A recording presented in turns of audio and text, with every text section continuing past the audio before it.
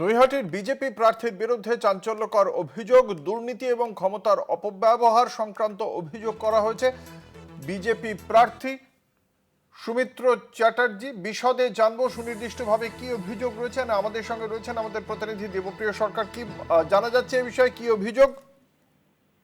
হ্যাঁ, দেখো অঙ্কুর, নৈহাটি বিধানসভা কেন্দ্রের যিনি বিজেপি প্রার্থী সুমিত্র চট্টোপাধ্যায়, তিনি যখন মনোনয়নপত্র পেশ করেছেন, সেই মনোনয়নপত্রে তার যে হলফনামা রয়েছে, সেই হলফনামায় তিনি কিন্তু উল্লেখ করছেন যে তার বিরুদ্ধে একাধিক কিন্তু অপরাধমূলক ষড়যন্ত্র, প্রতারণা, মূল্যবান নথি জাল করা সহ একাধিক কিন্তু অভিযোগ তিনি কিন্তু উল্লেখ করেছেন।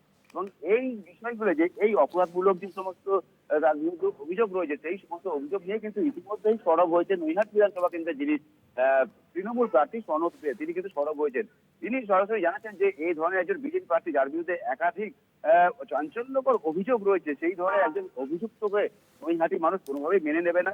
এবং তিনি কিন্তু সরাসরি অভিযোগ করছেন যে তিনি বিজেপি প্রার্থী, তিনি কিন্তু সাহিত্য সম্রাট ঋষি বঙ্কিমচন্দ্র চট্টোপাধ্যায়ের বংশধর হিসেবে নিজেকে পরিচয় দিচ্ছেন। এই সুমিত্র চ্যাটার্জি, তার কি বক্তব্য? তার বিরুদ্ধে ওঠাই অভিযোগের প্রেক্ষিতে সুমিত্র চ্যাটার্জির কি বক্তব্য? তিনি বলছেন যে তার বিরুদ্ধে যে সমস্ত অভিযোগ রয়েছে এবং এই বিষয়ে অভিযোগ নিয়ে কিন্তু সিবিআইও তদন্ত করেছে। সেই সিবিআই তদন্তে তিনি যেটা জানাচ্ছেন যে তার বিরুদ্ধে নাকি সিবিআই তাকে ক্লিন চিট দিয়েছে, কিন্তু সেই ক্লিন চিটের বিষয়টা কিন্তু উল্লেখ না থাকায় স্বাভাবিকভাবে কিন্তু তার বিরুদ্ধে যে অভিযোগ তোলা হচ্ছে, তিনি যে হলফনামা পেশ করেছেন, সেটা নিয়ে কিন্তু তৃণমূল প্রার্থী সনদে তিনি কিন্তু সরাসরি তার বিরুদ্ধে আক্রমণ করছেন যে একজন বিজেপি প্রার্থী নিজেকে সাহিত্য সম্রাট ঋষি বঙ্কিমচন্দ্র চট্টোপাধ্যায় বংশধর হিসেবে পরিচয় দিচ্ছেন। সেই জায়গায় এ ধরনের মানুষের কোনোভাবেই নৈহাটির মানুষ ভোট দেবে না। এবং তৃণমূল প্রার্থী সনদে তিনি কিন্তু তার এই সুমিত্র চট্টোপাধ্যায় বিরুদ্ধে তার জয় কিন্তু নিশ্চিত, এটাই কিন্তু মনে করছেন।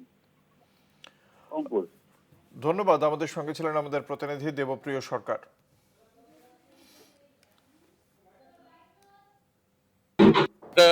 আমার যে চার্জশিটটা দেওয়া হয়েছে, সেই চার্জশিটটা যদি ভালো করে কেউ পড়ে, তাহলে তাদের কাছে খুব ক্লিয়ার হয়ে যাবে যে এটা বেসিক্যালি 120B তে দিয়েছিল।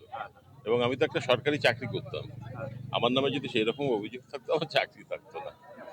আর দ্বিতীয়ত, তৃণমূলের তরফ থেকে যারা অভিযোগ করেছেন, তাদের আমি একটা কথা বলতে চাইছি যে তৃণমূলের যে প্রার্থী, তিনি 2011 সালে কি ছিলেন, এখন কি হয়েছেন। যে সমস্ত অভিযোগগুলো আছে, একটা হচ্ছে 420 মামলা, মানে যেটাকে চলতি কথায় বলা হয় চিটিংবাজি মামলা। 120B অপরাধমূলক ষড়যন্ত্র, 467 মূল্যবান সরকারি নথি জাল করা, 468 প্রতারণার উদ্দেশ্যে জালিয়াতি করা, 471 জাল নথি ব্যবহার করা, এরকম একাধিক ধারায় তার বিরুদ্ধে দেখুন মামলা আমার নামেও আছে। 2009 সাল থেকে সিপিএম ক্ষমতা থেকে যাওয়ার আগে আমার নামে প্রচুর মামলা করেছে।